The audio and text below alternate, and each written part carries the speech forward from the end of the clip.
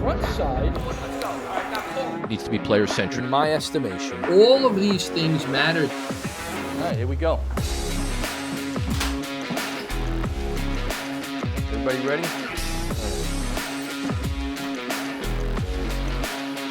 From the Bolt Studio on the campus of St. John's University, this is The Conversation. I am Tommy Weber, brought to you by our crack St. John's University Sport Management majors. This is The Conversation with Tommy Weber.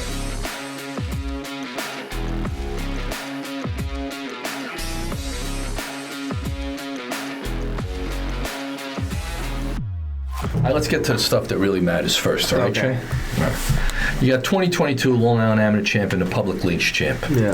2023 Southern Invitational Champion. Yeah. New York State Open Champ. Is that at Bethpage? Yeah, best page wide. Then you got 2024 Big East Individual Champ. You won the Ike, the Doc Gimler, the Great Horse Invitational, Orange County Collegiate, and I'll get to your other accomplishments afterwards, but those are emblematic of a guy who, although you're an elite player, there's a lot of guys who can play. Yeah. That's what a winner does. But Yeah, I would say so. I couldn't agree more, man. I really could. That's what's most impressive to me about your play. It's Thank not your play. Yeah. It's your ability to constantly win. Thank you. What's that about? Talk about that. Just have to practice a lot, trust my own game.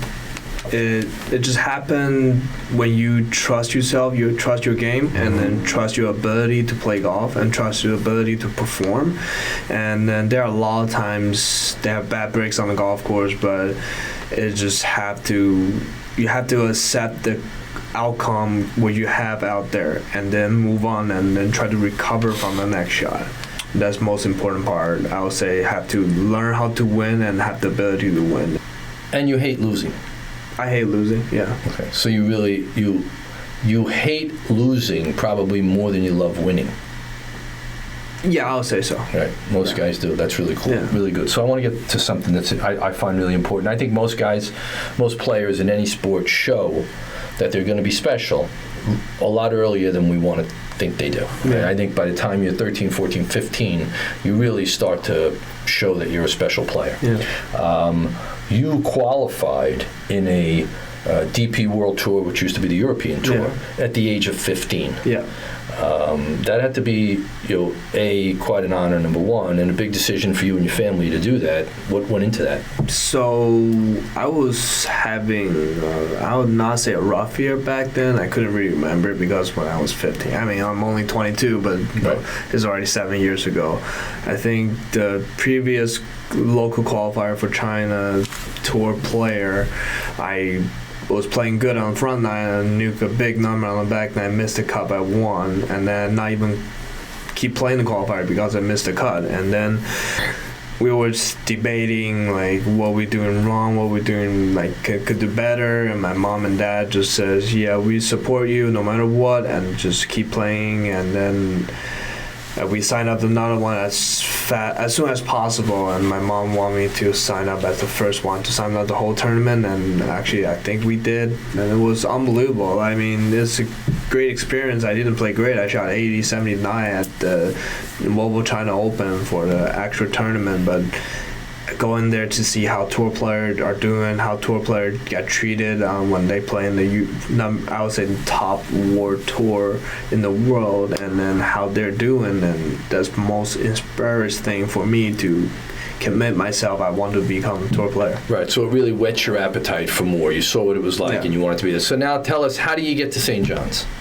So I wasn't planning to come to St. John's because I was try to turn pro after I graduated from high school and then go to play professional golf in China.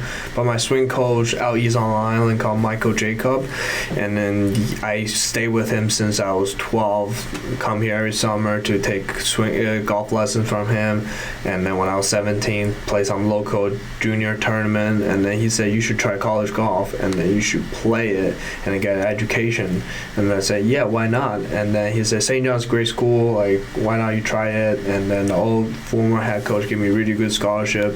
Also, it's very expensive for foreign student to come to the United States to play or just be a student. The bill is ridiculous. So they give me a good scholarship. It's close to my swing coach, and then that's how I want to be if I come to States. I don't want to go to Texas. I mean, I could, but like it's too far away from a swing coach. I don't get like all the details I want. Right. I don't have the time to stay with him. And then right now, just gonna graduate in 2 months. So what do you find the difference between China, playing amateur golf in China, and playing amateur golf in the United States? One of the biggest difference, I would say. First of all, when I was in China, I was playing really good, and then the competition all over China, but just me, Wen Yiding, which is the kid, when the U.S. Junior Am, another kid, or I played professional golf. Those are three competing in top three. And then other players sometimes came up, and we all know what's going on. But in the United States, there are a lot of great players in such a mass section. Every time there's a different player winning the tournament. Like, it just great competition, and the course conditions totally different from China. Like, we have played such as, you name it, Fire's Head out East on Long Island. I've said this many times. If you just stood in Midtown Manhattan and drew a 60-mile circle, we have the best golf in the world. It is the best golf in the world. It is the best golf. Best pitch black. Yeah. And best golf. All different varied terrains. You have seaside golf, you have mountain golf, you have short courses, long courses. Everything. Fantastic venues to play. And also, yes, the Met section is probably the strongest amateur section in the world. It's fantastic. It always has been. Yeah. And you get to play all these great courses and playing with guys probably a lot older than you who might have had a shot on the tour at one point in time. Mike Dobbin, Andrew Saboda. Yes, all those guys. I played against those guys. So there is a big difference between playing in China. What about personally? What's been the most difficult, challenging thing about being a kid from China living in New York? I would say how to take care of myself, and how to handle this thing I couldn't even imagine I gonna go through. And then you have, like, when I just come here, it's COVID and I got sick. My first semester, I lost 30 pounds because I got sick. I travel a lot, play a lot of tournaments, and then we used to play 9 tournaments in the fall in 10 weeks, and that kills me. It's always 36-18, that's 36-18.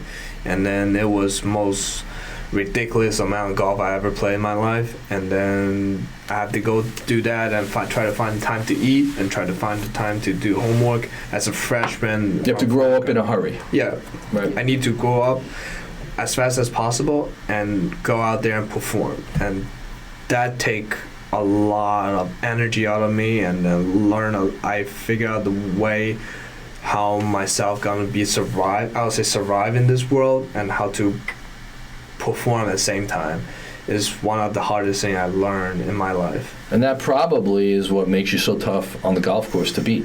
That you're a winner, that you're able to sustain and go through times. Everybody, I don't care how good you are, you're playing around the golf at some point in that round, you're like, oh geez, did I just lose it altogether? I mean, I don't think you're as susceptible to that as most players are. So you're way ahead of your time, way more sage and wise on the golf course beyond your years. Yeah, always need to mental toughness on the golf course. And then something you don't have any teammates on the golf course. No, you're by just yourself. It's awful. It's horrible. It's horrible. It really is. You're carrying a bag, walking 12 miles, and next thing you know, you play a bad round, and then you just doubt yourself out there, and then you play a good round and say, okay, that's not bad. Right. You're never as happy with your good rounds. Your good rounds, to me, tell me if you feel this. I feel like the best rounds I play are more of a relief. Yeah. And the bad rounds, they stick with me for a long time. I'm right back at the range. What am I doing wrong? I got to fix that, because I don't ever want to experience that. So that you really don't get that much out of your great rounds, but your bad rounds beat the hell out of you. Yeah, like when I shot 62 at Best Page Yellow for a Public Links qualifier at 2022, which is I won the tournament. And I mentioned that already. Yeah, and then it was great, but it's not as happy as I thought. More like, okay, I played a good round. Right. That's it. Exactly. And always people talking about wins, how many wins you have, but just think about loss. Like how many loss you have. how you can't become when you're at rock bottom to bounce back and be the same guy with an even better player again. That's how athletes are different, and how great athletes are different from other athletes. They need to, I would say, Tom Brady, a lot of Super Bowl. Tom Weber. Yeah, Tommy Weber.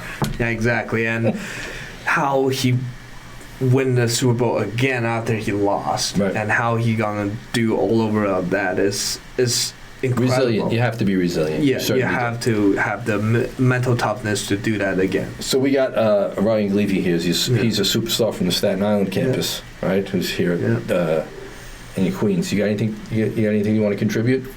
I mean, I'm I'm just getting into golf. What's the easiest thing to master for myself, so I can start there and then work on. So if you had to go back, I'll interpret for Ryan. Okay. That's not good enough. If you had to go back, what advice would you be to give to somebody who's just starting out? What are the things you need to focus on? Because obviously golf is a game where you need 1,000 skills. It's the hardest game you'll ever play. It's just ridiculously difficult. Yeah. What would you focus on if you were somebody who's just starting out? Go on the range. I would say take golf lessons for sure.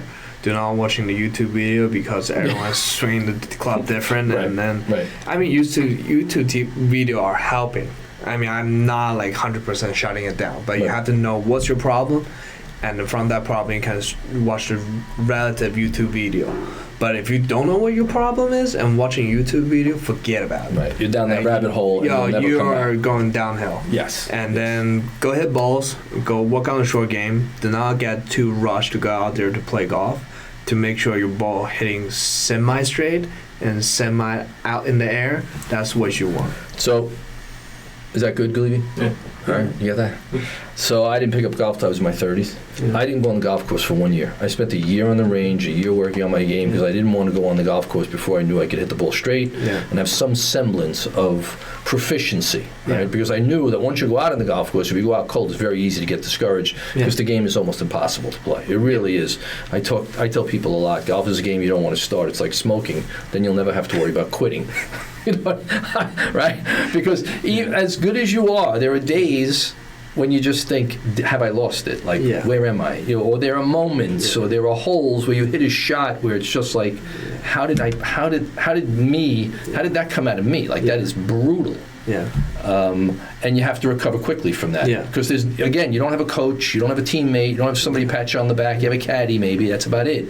But you don't have somebody out there who can kind of shelter you from it, who could camouflage your mistakes, and the ball, it's always your ball. It's always your turn at bat. It's always your turn on the mound. You're taking every snap. You have to catch every pass. So it's a really, really difficult game. And all these wins is testament to a lot of the work that you had to have done with your coach on how to be tough out there. People don't like to use the word tough, but you got to be really tough if you want to endure and win on the golf course. Yeah. And have you worked a lot with your guy over the years on that kind of mental fortitude that you need? Not really. Mike is more for my strength. I would call him my big brother. Whenever I have a problem I talk to him, and he will give me advice.